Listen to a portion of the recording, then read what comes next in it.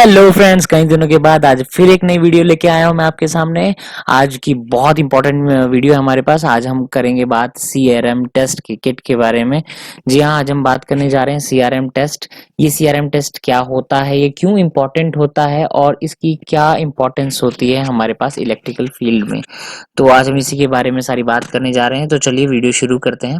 Friends, हमारे पास जो CRM test kit होती है, ये एक डीसी सोर्स की सब डिवाइस होता है, जिससे हम जो है कॉन्टैक्ट्स की, जो हमारे पास जो ब्रेकर्स के कॉन्टैक्ट होते हैं या हमारे पास स्विचेस होते हैं, बड़ी रिलेज होती हैं, उनके जो कॉन्टैक्ट होते हैं बेसिकली उनको टेस्ट करते हैं कि उनके कॉन्टैक्ट में जो रेजिस्टेंस है, हर एक चीज का अपना रेजिस्टेंस होता है ना, तो उसके जो कॉन्टैक्ट का रेजिस्टेंस है वो कितना है, वो हमेशा कम होना चाहिए।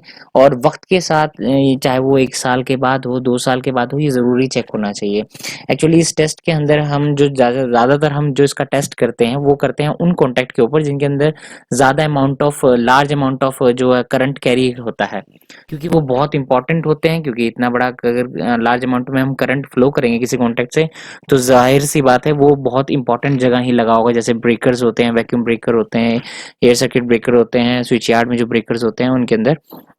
तो ये इसलिए भी इम्पोर्टेंट होता है फ्रेंड्स, अगर कि वक्त के साथ अगर हम उसको मेंटेन नहीं करते हैं कॉन्टैक्ट को, तो उसके ऊपर डस्ट बैठ जाती है, वो करोड हो जाता है, जंग लग जाता है उसे, या लूजिंग हो जाती है, जिसकी वजह से या तो वो आग भी लग सकती है, हमारा कोई फेस लॉस हो सकता है, या हमारे पास जो कॉन्टैक्ट के बीच में जो छोटी आर्किंग हो जाती है, जो चिंगारियां होती है, उसकी वजह से हमारे पास में वो अनइवन हो जाता है, जिसकी वजह से वो अच्छी तरह से कॉन्टैक्ट बन नहीं पाता, जिसकी वजह से हादसा भी हो सकता है, ट्रबल शूटिंग हो जाएगी, वक्त का बहुत ज्यादा नुकसान होता है। क्योंकि जब कोई फॉल्ट आ जाता है तो हमें थोरोली पूरा चेक करना पड़ता है, और वो एक छोटी सी बात निकले तो बड़े हरासमेंट होती है, बड़ा मुश्किल होता है।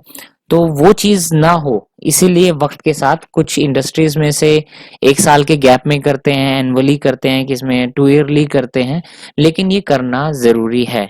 जो लोग इंडस्ट्री से नहीं जुड़े हैं या ज्यादा अभी अच्छी तरह से न्यू इंट्रोड्यूस हुए हैं, उनको शायद से ये बहुत छोटी बात लग रही होगी। ये टेस्ट बहुत छोटा है, लेकिन ये बहुत इंपॉर्टेंट है। इसकी इंपॉर्टेंस इसी बात से है क्योंकि देखिए, जब अगर हम पुअरली अगर वो मेंटेन होगा तो वो डैमेज हो जाएगा कॉन्टैक्ट, और ये कॉन्टैक्ट ज्यादातर बहुत महंगे आते हैं हमारे पास। इसलिए वक्त के साथ इनका टेस्ट कर लीजिए, उनको मेंटेन रखिए, उनको साफ सुथरा रखिए। जहाँ ग्रीसिंग होनी चाहिए वहाँ ग्रीसिंग करें, जहाँ मतलब कि टाइटिंग होनी चाहिए वहाँ टाइटिंग करें। तो हम एक बार इस डायग्राम में जो इस वक्त आप स्क्रीन पे देख रहे हैं इससे समझ लेते हैं। हम डीसी सोर्स से हम इंजेक्ट करते हैं सप्लाई को ब्रेकर के दोनों कॉन्टैक्ट्स पे, और एमीटर और वोल्ट मीटर की हम रीडिंग ले लेते हैं, जो हमें इस तरीके से हमें सेटअप बिठाना है। और उससे क्या होता है, हम ओम लॉ का इस्तेमाल करते हैं, जिसमें हम V अपॉन आई का हम देख लेते हैं। ज्यादातर जो हम इसको 100 एम्पियर या 200 एम्पियर का हम इसको करंट देते हैं, उससे जो हम वोल्टेज का हिसाब रख लेते हैं, और जो हमारे पास जो उसके बाद कैलकुलेशन के बाद जो ओम आते हैं वो हमारी रीडिंग होती है। मैन्युफैक्चर जब ब्रेकर को बनाता है तो उस वक्त वो देता है कि इसके कॉन्टैक्ट का रेजिस्टेंस कितना है। अगर मान लीजिए कि उसके कॉन्टैक्ट का रेजिस्टेंस 30 ओम है और हमारे पास भी 30 ओम आ रहा है, तो यानी कि वो ठीक है।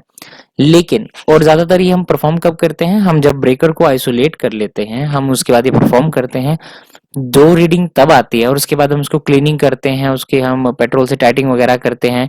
उसके बाद जो हम दोबारा परफॉर्म करते हैं इसको टेस्ट को, उसके बाद जो रीडिंग आती है, अगर वो उतनी ही आ रही है और वो मैच भी कर रही है मैन्युफैक्चर के से स्पेसिफिकेशन से, तो बिल्कुल सही बात है। अगर नहीं कर रही है और बाद में जो है टाइटिंग वगैरह क्लीनिंग करने के बाद सही आ गई है, तो भी बात ठीक है। लेकिन अगर ज्यादा आ रही है तो ठीक नहीं है, तो हमें थोरोली चेक करना चाहिए ये क्यों हो रहा है। अब हम एक वीडियो देख लेते हैं, छोटी छोटी क्लिपिंग देख लेते हैं, जिससे आपको और क्लियरिफाई हो जाए इसका सेटअप कैसे लगाते हैं या कैसे होता है। तो कुछ इस तरह से हमने यहाँ पे जो वीडियो में आपको दिखा रहा हूँ, एसी एयर सर्किट ब्रेकर है, उसकी ट्रॉली को हमने आउट कर लिया है और यहाँ नीचे रख लिया है, ताकि हम इस पे काम कर सकें। देखिए, आप भी वीडियो में इस वक्त देख सकते हैं कितनी ज्यादा डस्ट जमी है। ये इसके हमारे पास फिक्स्ड और मूविंग जो है कॉन्टेक्ट है, जिसमें हमारे पास इन और आउट होते हैं। इस तरीके से इन फीमेल में हमारे पास मेल जो कॉन्टेक्ट हैं, जो बस बार के हैं, जहाँ से पावर आ रही है वो इंसर्ट होते हैं, और जो मोटर को जा रही है वो इंसर्ट होते हैं। हम इन स्प्रिंग्स को भी पूरे को निकाल लेंगे, पूरी जॉ को निकाल लेंगे। यहाँ हमारे पास जो ये ब्रेकर है, इसमें थोड़ी स्प्रिंग चार्ज की प्रॉब्लम आ रही थी, इसलिए हम इसको अब बिल्कुल आइसोलेट करके बार बार इसके स्प्रिंग को चार्ज करके हम एक बार चेक करके देख रहे हैं कि जो प्रॉब्लम कहाँ थी इसमें। एक्चुअली इसमें थोड़ा सा हमारे पास जो इन कॉन्टैक्ट की अलाइनमेंट में कुछ गड़बड़ी आ रही थी, वहाँ पे हमने उसको टाइटिंग कर दिया है, जिसकी वजह से ये ठीक हो गया। तो इस तरह की भी कई सारी समस्याएं हैं जो हम शेड्यूल मेंटेनेंस में हम कर लेते हैं। तो ये यहाँ पे हमने इसको एक दो बार हमने 3-4 बार हमें करना पड़ा इसका कॉन्टैक्ट को, तब जाके कहीं ये एकदम सेट आ गया। टाइटिंग करनी पड़ी, थोड़ी क्लीनिंग करनी पड़ी इसकी, और ये इस तरीके से पूरा सेटअप होता है। ये देखिए कॉन्टैक्ट जो है आपको भी ये थोड़े बहुत काले, और इसमें जो चिंगारी की वजह से ये थोड़े बहुत काले हो रहे हैं इनके, थोड़ा सा।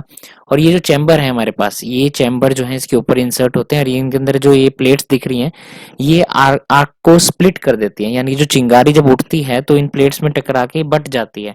जब उसकी लेंथ कम बढ़ जाती है तो वो कोई नुकसान नहीं कर पाती।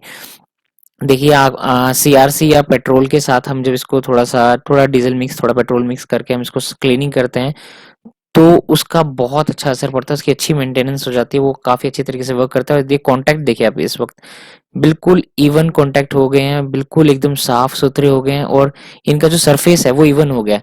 क्योंकि जब हमारे पास चिंगारी उठती है, जो जो काला स्पॉट्स बन जाते हैं, थोड़ी सोल्डरिंग सी हो जाती है, तो अनइवन हो जाते हैं। उस अनइवन की वजह से भी हमारे पास जो है करंट जो है ज़्यादा इस होने लग जाता है, क्योंकि वहाँ हीट एनर्जी हो जाती है, क्योंकि लूज कॉन्टैक्ट हो जाता है एक तरीके से वो। ये हमारे पास सीआरएम हमारे पास मशीन हो गई है। इसी की क्लिपिंग में मैं आपको दिखाऊंगा इसके हमने कैसे इस्तेमाल किया है इसको। ये देखिए हमारे पास सीआरएम का हमने पूरा सेटअप लगा दिया है, और वो एमीटर और ये वोल्ट मीटर के हमारे पास कनेक्शन है जो इसमें आ रहे हैं। इससे इंजेक्शन भी होगा इसमें डीसी सप्लाई का, और उसके बाद हमारे पास जो रीडिंग आएगी वो भी मैं आपको दिखा देता हूँ। इस तरीके से हमारे पास ये यहाँ पे हम ये जॉ होते हैं, ये इसके इनपुट आउटपुट में हमने एक फेस के अंदर, एक फेस में जो 3 फेस होते हैं ब्रेकर के, उसमें से किसी भी एक फेस में हमने पहले लगा लिया है। अप में भी उसी फेस में और डाउन में भी उसी फेस में लगाए हैं जो कॉन्टैक्ट्स हैं, जैसे कि मैंने आपको डायग्राम में भी दिखाया था। और इसके हमने 100 एम्पियर देने पे, 100.1 एम्पियर देने पे हमारे पास इसका माइक्रो ओम आया है 85.3 माइक्रो ओम, इसका 85.3। और इस तरह के देखिए कॉन्टैक्ट हो जाते हैं जो बहुत ज़्यादा बर्बाद हो जाते हैं। आई होप फ्रेंड्स आपको ये वीडियो अच्छी लगी होगी और आपके फ्यूचर में काम आएगी। Thank you friends and have a nice day.